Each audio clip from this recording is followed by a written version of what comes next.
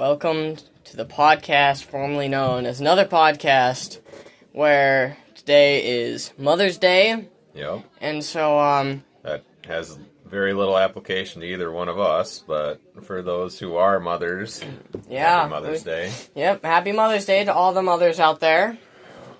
You know, I guess we don't know how it feels like to be a mother, but, you know. No, not even vaguely. But, you know, while we're on this, we need to turn it into some kind of subject. I'm thinking we should discuss who our favorite mother is from Lord of the Rings. Go.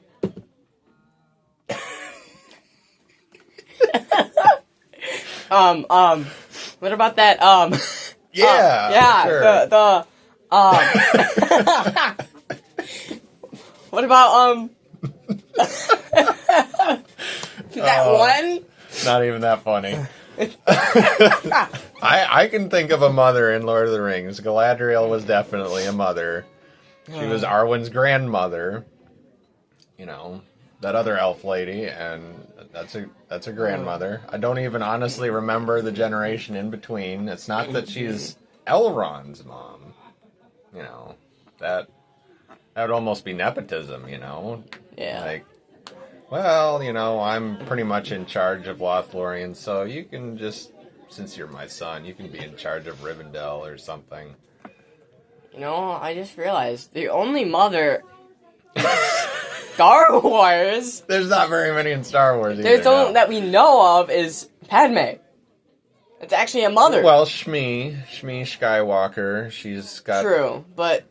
that limits the number of fathers a lot. There's not a whole lot of those either. Unless you're talking about the newer movies with... that makes Princess Leia a mom. Anyway, we were talking about mothers and... Yeah, mothers in Star Wars, and we got cut off, just so you know. There's like 4. 4? Leia's not one. Well, she is, like, you know, if... There's, I was talking about the Rey's else? parents. Rey's mom. They did mention her and show her. I guess she was shown, like, for 2 seconds. Yeah. And then if somehow, the Emperor married someone.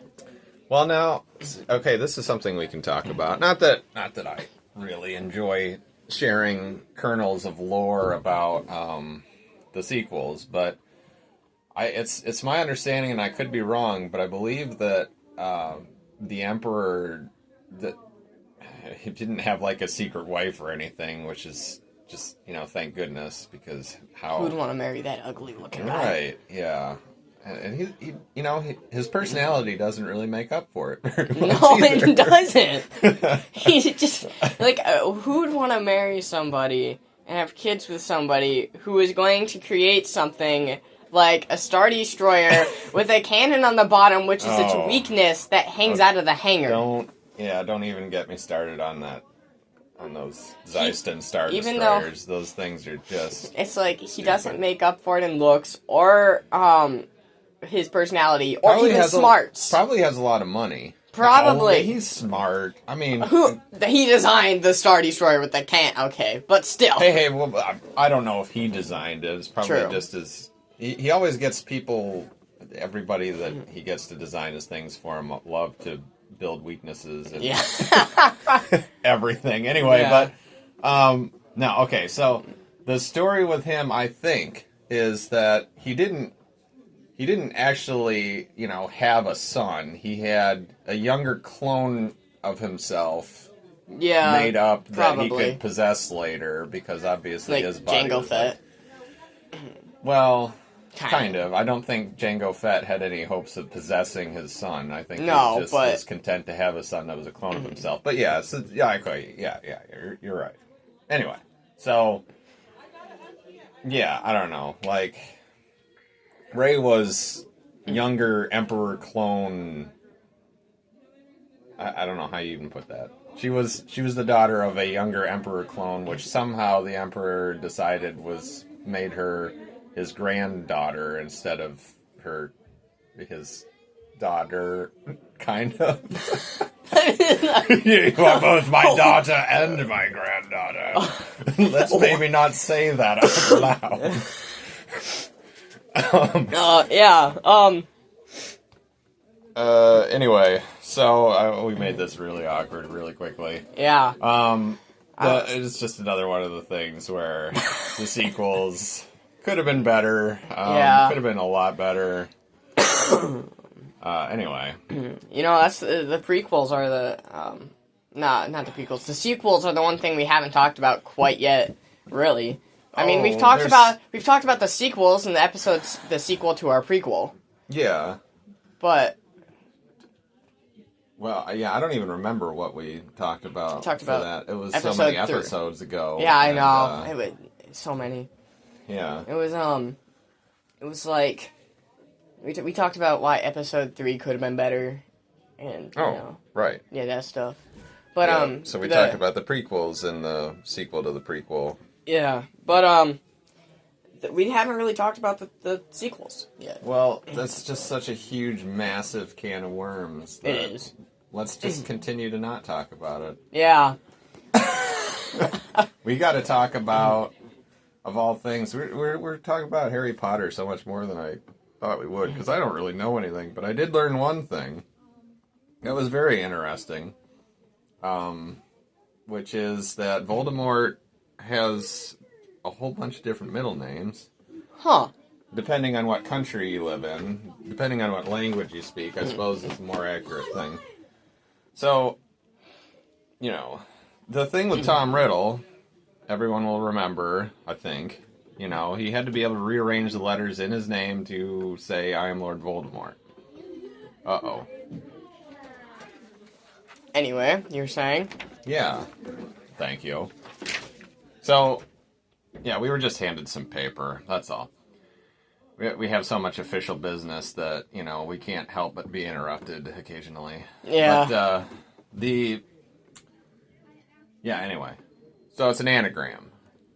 Tom Riddle with his, whatever it was, Marvolo, was that right? Do you remember?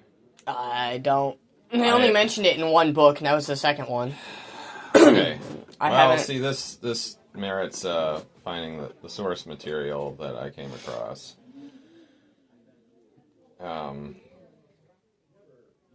Which I can't do very quickly, and this is really becoming kind of a hanging thread here.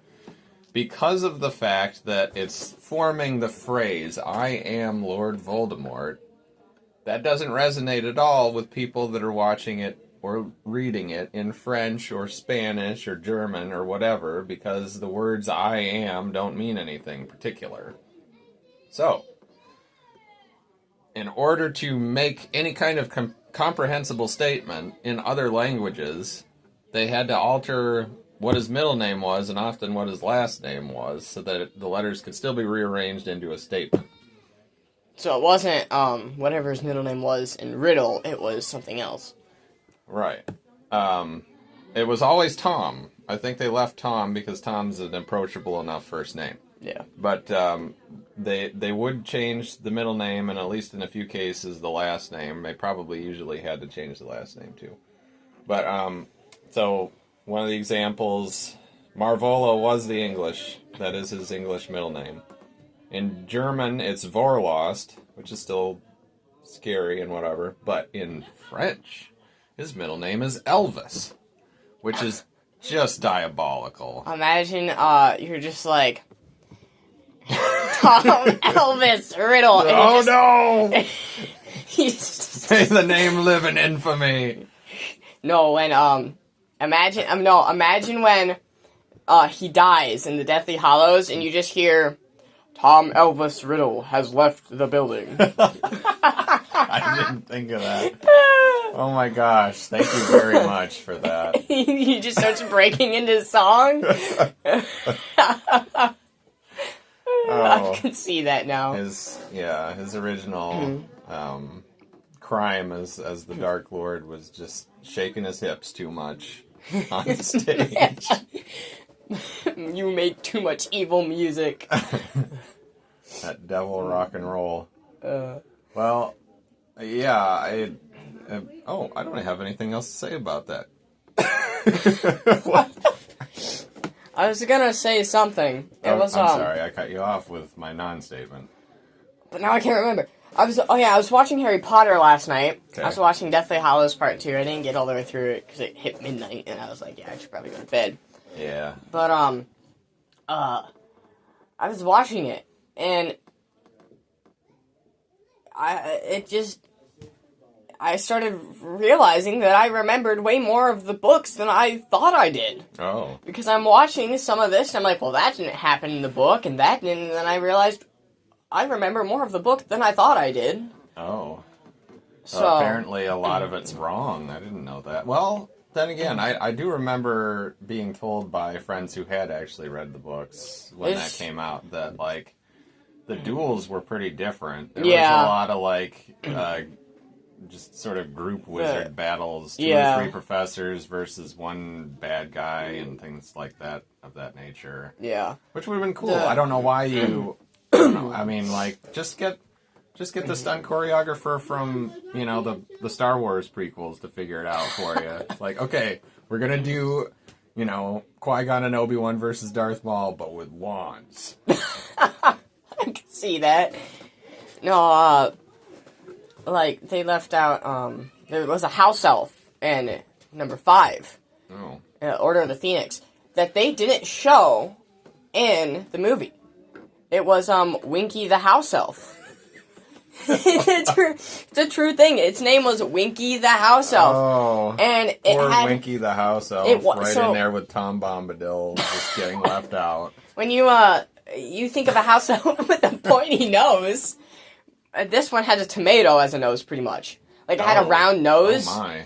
And maybe they just couldn't figure out how to make that work with the CGI. I don't know. It was a house elf that was actually, if I'm correct, it played a decent part in the story somewhere, but then they just took it out in the movies. Well, wasn't there some flavor or other almost of, like, trying to instigate a house elf, you know, uprising, like, you guys should be free and all that stuff. Yeah, Hermione was trying to get them all free. But they didn't want to, I think No. I've heard. That is in the books, best. In the books, Hermione was literally leaving socks and stuff, on, like, while they were cleaning, in the Gryffindor common room in places on purpose. So if they found it, they would technically be free. Well, let's just say the house elves refused to go clean the Gryffindor common room. Because of it. And they didn't want to be free. Well, at least she gave him an excuse to be a little lazier. I mean... But, Dobby and She's easing them into it. It was more strategic than we give her credit for. Yeah. Dobby, though, since he was in the books, he was free. He wanted to be free, but he just wanted to work in Hogwarts. Doesn't make any sense, but that's how he was. Well, and he was gotta be employed. He was the only one that would clean the common room, Gryffindor common room, because he was already free. And so when they found Dobby later in that book, he just had like 16 hats stacked on top of his head, and like socks all over him, and t-shirts and stuff piled on him. Here's another edit point, because you know, people just can't stay away. They need our attention. We're just that cool. One of these days, we're just not going to edit. Yeah. Anyway. Yeah, another thing I realized was, in the movie, Griphook steals the Gryffindor sword. And you're getting into some stuff that I have no awareness of at all. I mean, I know about the sword, obviously. Griphook? He's a goblin from Gringotts. Okay. In the book, he didn't steal it from Harry and all them. He helped them get into Gringotts, and then Harry and them had it and somehow lost it somewhere. Kids, they're always misplacing things. I don't know, but anyway, I think this is probably getting to a wrap. Oh.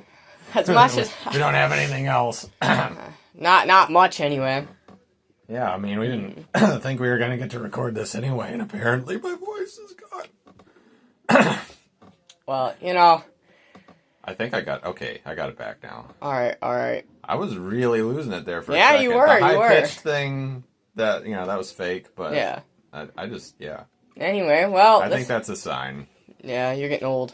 That too, yeah. Luke's birthday was yesterday, guys. So Oh, yeah, I'm old.